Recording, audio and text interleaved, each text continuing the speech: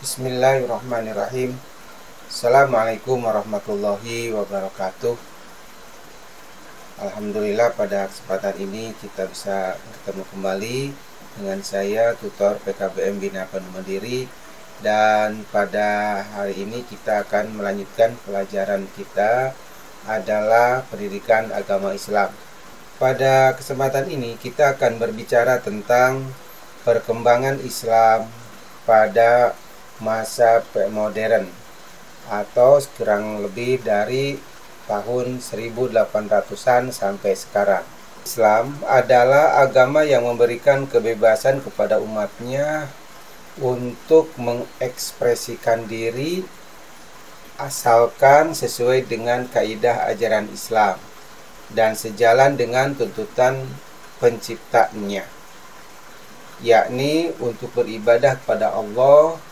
Dan perilaku manusia itu bermacam-macam. Sesungguhnya ada kelompok umat Islam yang selama hidup di dunia ini hanya mementingkan urusan akhirat dan meninggalkan dunia.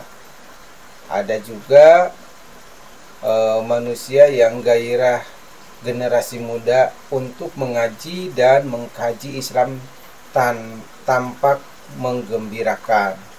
Pada masa Islam, masa modern sekarang itu, Islam pada periode ini dikenal dengan era kebangkitan umat Islam, disebabkan oleh adanya benturan antara kekuatan Islam dengan kekuatan Eropa. Benturan itu menyadarkan umat Islam bahwa sudah cukup jauh tertinggal dengan orang-orang Eropa. Saat itu pula lahirlah Taqiyuddin Ibnu Taimiyah, seorang muslim yang sangat peduli terhadap nasib umat Islam, dengan mendapatkan dukungan muridnya Ibnu Qayyim al-Jauziyah. Gerakan salaf ini kemudian menjadi ciri gerakan pembaharuan dalam dunia Islam yang mempunyai ciri sebagai berikut. 1. Memberi ruang dan peluang ijtihad di dalam berbagai kajian keagamaan yang berkaitan dengan muamalah duniawiyah. Yang kedua, tidak terkait secara mutlak dengan pendapat ulama-ulama terdahulu. Yang ketiga, memerangi orang-orang yang menyimpang dari akidah kaum salaf seperti kemusyrikan, khurafat, bid'ah, taklid, dan tasawwur. Kemudian yang keempat adalah kembali kepada Al-Quran dan As-Sunnah sebagai sumber utama ajaran Islam. Nah, dilanjutkan oleh tokoh-tokoh muda yang lahir pada abad ke-18. Mereka meyakini bahwa umat Islam sudah tertinggal jauh dibandingkan dunia barat. Umat Islam masih berkutat pada hal-hal yang tidak rasional seperti bid'ah, khurafat, dan tahayul. Tokoh-tokoh pembaharuan dunia Islam pada masa modern itu seperti siapa? Nah, diantaranya adalah pertama Muhammad bin Abdul Wahab. Beliau itu adalah pemikirannya kembali ke ketauhidan. Yang kedua, sumber segala hukum adalah Al-Quran dan hadis. Yang ketiga, mempersilahkan untuk berijtihad. Nah, itu adalah Muhammad Abduh, ya. Kemudian selanjutnya ada tokoh yang bernama Shahwaliyullah.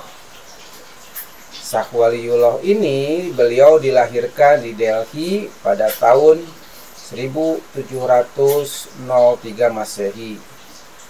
Ia mendapatkan pendidikan dari orang tuanya Syekh Abdul Rahim, seorang sufi dan ulama yang memiliki madrasah. Di antara pemikiran beliau adalah bahwa Islam mengalami kemunduran itu adalah karena sistem pemerintahan dari kekhalifahan ke sistem kerajaan demokrasi pindah ke absolut, dan pertentangan tentang aliran Islam. Di zaman Syekh Waliullah, penerjemahan Al-Quran ke dalam bahasa asing masih dianggap terlarang. Pembacaan tanpa pengertian tidak besar faedahnya untuk kehidupan dunia mereka. Ia melihat perlu Al-Quran diterjemahkan ke dalam bahasa yang dapat dipahami oleh orang awam. Nah, itu adalah pemikiran dari Syekh Waliullah. Yang berikutnya, tokoh berikutnya adalah Muhammad Ali Pasha. Muhammad Ali Pasha ini beliau dilahirkan di Kawala, yaitu di negeri Yunani, tahun 1765 Masehi.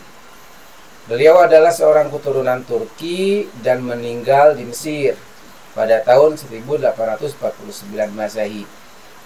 Ide gagasan Muhammad Ali Pasha yang sangat inovatif pada zamannya antara lain bahwa untuk mendirikan sekolah-sekolah modern dan memasukkan ilmu-ilmu modern dan sains ke dalam kurikulum sekolah. Nah, itu adalah pemikiran Muhammad Ali Pasha. Berikutnya adalah yang disebut dengan At-Tawi. At-Tawi ini adalah Rifa'ah Baidawi, Rafai, dan At-Tawi. Demikian nama lengkapnya. Ia lahir pada tahun 1801 Masehi di At-Tota, suatu kota yang terletak di kota Mesir bagian selatan, dan meninggal di Kairo pada tahun 1873 Masehi.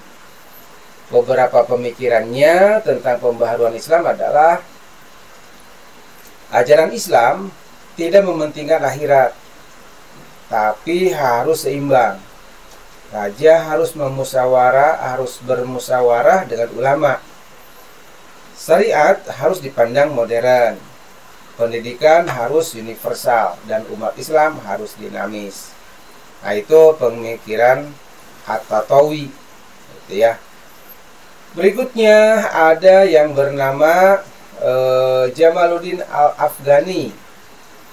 Jamaluddin Al-Afghani ini adalah beberapa pemikiran beliau tentang pembaharuan Islam, diantaranya satu, umat Islam harus kembali kepada ajaran Islam yang murni, dan Islam harus dipahami dengan akal serta kebebasan. Yang kedua, pemerintahan otokrasi dan absolut harus diganti dengan pemerintahan demokratis. Yang ketiga, pemikiran beliau adalah tidak ada pemisahan antara agama dan politik. Pan-Islamisme atau rasa solidaritas antar umat Islam harus dihidupkan kembali. Nah, itu diantaranya adalah pemikiran dari Jamaluddin Al-Afghani. Berikutnya adalah ada yang bernama Muhammad Abduh. Kemudian ide pembaharuan Muhammad Abduh adalah satu, pembukaan pintu ijtihad. Menurut Muhammad Abduh, ijtihad merupakan dasar penting dalam menafsirkan kembali ajaran Islam. Kemudian yang kedua, penghargaan terhadap akal. Artinya Islam adalah ajaran rasional yang sejalan dengan akal. Sebab dengan akal, ilmu pengetahuan akan maju. Nah, yang ketiga adalah pemikirannya kekuasaan negara harus dibatasi oleh konstitusi yang telah dibuat oleh negara yang bersangkutan. Nah, itu adalah pemikiran dari Muhammad Abduh. Kemudian, bagaimana cara menerapkan perilaku mulia yang dilakukan oleh para tokoh Islam yang tadi?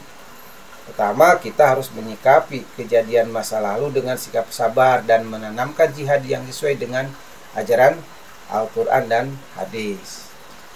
Yang berikutnya adalah menjadikan sumber inspirasi untuk membuat langkah-langkah inovatif. Nah, selanjutnya memotivasi terhadap diri pada masa akan datang untuk memperoleh kemajuan serta mengupayakan agar sejarah yang mengandung nilai negatif atau kurang baik tidak akan terulang kembali. Nah, selanjutnya perkembangan Islam pada masa modern yang dimulai sejak tahun 1800-an hingga era kontemporer menunjukkan dinamika yang kompleks dan beragam di berbagai wilayah belahan dunia. Kebangkitan nasionalisme dan Islam. Islam memainkan peran penting dalam gerakan kemerdekaan di berbagai negara muslim, termasuk Indonesia, Mesir, India, dan negara-negara Timur Tengah. Identitas Islam dijadikan inspirasi dalam melawan penjajah dengan nilai-nilai keadilan, persatuan, dan kedaulatan. Kebangkitan politik Islam. Pasca Perang Dunia II, muncul negara-negara merdeka dengan memprioritaskan penduduk muslim yang mulai menjadikan Islam sebagai bagian dari identitas politik. Di beberapa negara, hukum Islam ditegakkan secara resmi dalam sistem pemerintahan. Sementara negara lain mengadopsi sistem sekuler dengan tetap memperlakukan tradisi Islam. Nah, periode modern menyaksikan diversifikasi gerakan Islam memulai dari gerakan modern seperti Muhammadiyah, seperti Nahdlatul Ulama kalau kita berbicara di negeri Indonesia. Di sisi lain, muncul pula kelompok ekstremis yang menafsirkan Islam secara radikal, yang kerap menciptakan tantangan global. Nah, kemudian peran Islam dalam globalisasi adalah apa? Nah, Islam menjadikan agama yang paling cepat berkembang di dunia. Kemudian dengan globalisasi muncul komunitas muslim di diaspora yang aktif berkontribusi di bidang ekonomi, politik, dan budaya. Media sosial dan teknologi digital memberikan ruang bagi umat Islam untuk menyebarkan ajaran dan membangun solidaritas global. Nah, tantangan dan peluang di era kontemporer. Tantangan yang dihadapi umat Islam meliputi Islamofobia, konflik sektarian, dan kesenjangan ekonomi di negara-negara Muslim. Nah, itu diantaranya. Kemudian juga peluang besar hadir dalam bentuk dialog antara agama, penganut pendidikan Islam yang inklusif. Nah, kita dengan demikian dapat disimpulkan bahwa perkembangan Islam pada masa modern hingga sekarang mencerminkan perjalanan yang sangat dinamis dengan berbagai tantangan dan peluang. Islam terus menunjukkan revitalisasinya sebagai agama yang mempunyai adaptasi dengan perubahan zaman tanpa kehilangan nilai-nilai esensinya.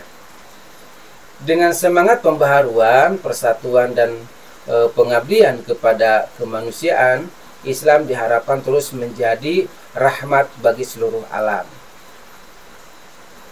Nah, demikian para Bapak Ibu warga belajar, sampaikan terima kasih. Terus semangat belajar, jangan lupa kerjakan penilaiannya. Billahi taufiq wal hidayah. Wassalamualaikum warahmatullahi wabarakatuh.